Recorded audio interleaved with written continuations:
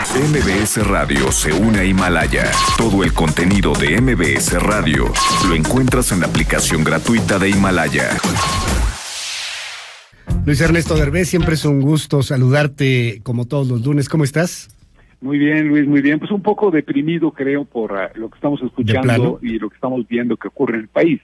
El desbalance entre el Poder Ejecutivo y los demás poderes se nota cuando el ministro presidente de la Suprema Corte de Justicia asiste a una mañanera a hablar de la reforma que efectivamente está siendo preparada por él, con la aprobación del resto de los colegas ahí en la Suprema Corte, pero que lo hace, digamos, dentro del contexto de lo que el presidente ha marcado, estas mañaneras que definen, pues básicamente quién es entonces el jefe, ¿no?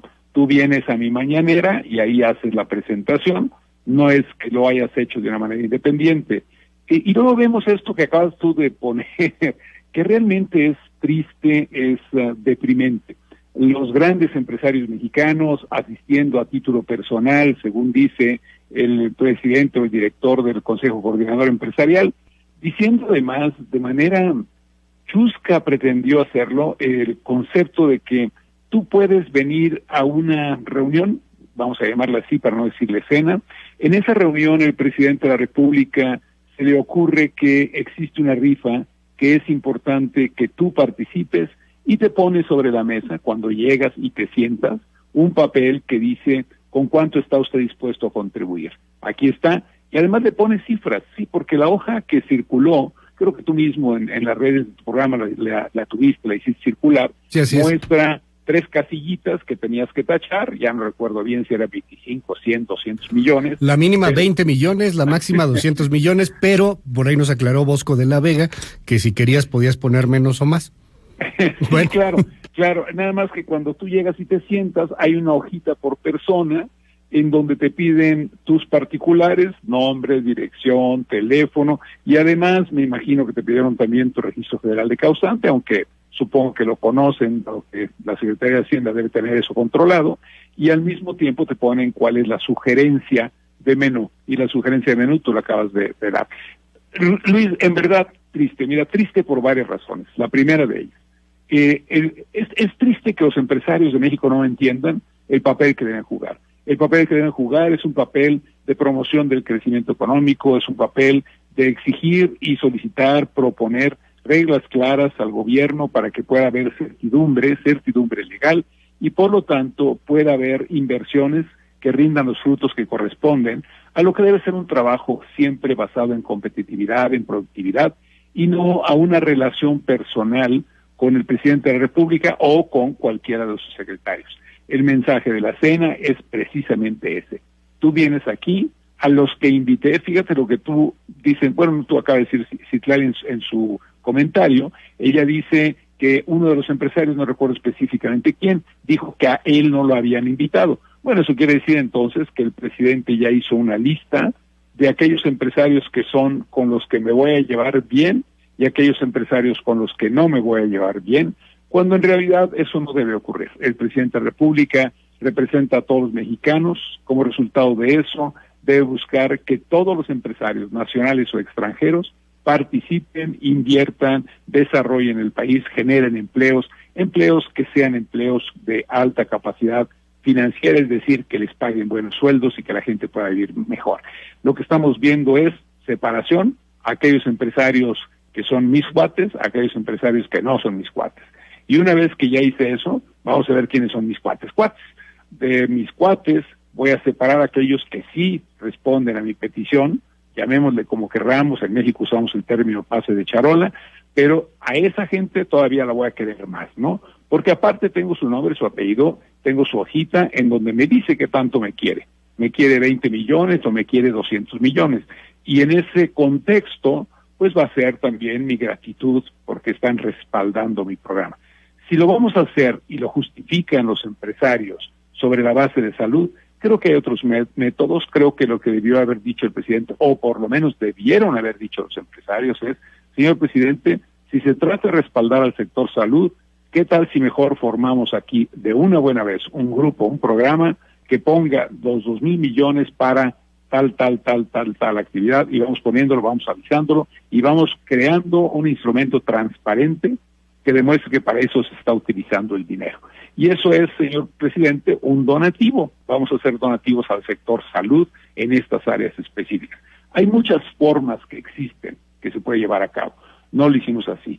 Nacionalmente, Luis, lo que se puede leer en esto, el presidente de la República ha logrado que cualquier ocurrencia que tenga va a ser respaldada por el sector privado. Es decir, no estamos hablando de ley, no estamos hablando de plan, estamos hablando de ocurrencia del señor presidente, y la ocurrencia del sector privado es que ellos lo van a respaldar. No importa si sea positivo, negativo, si tenga o no sentido, si se deba de tener un programa de salud que tenga sentido para el país y que no vale 2,000 millones de pesos, Luis. El gobierno de la República maneja un presupuesto de 6,5 billones de pesos, millones de pesos. Y eso es lo que maneja el gobierno de México. Estamos hablando de 2,000 millones.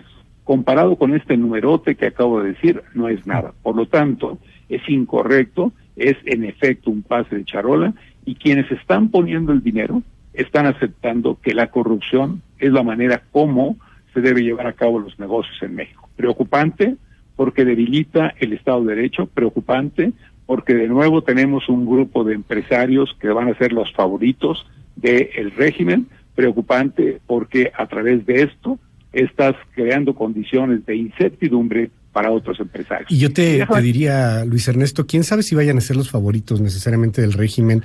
Me llamaba la atención. Digo, pongo 2 ejemplos en la prensa.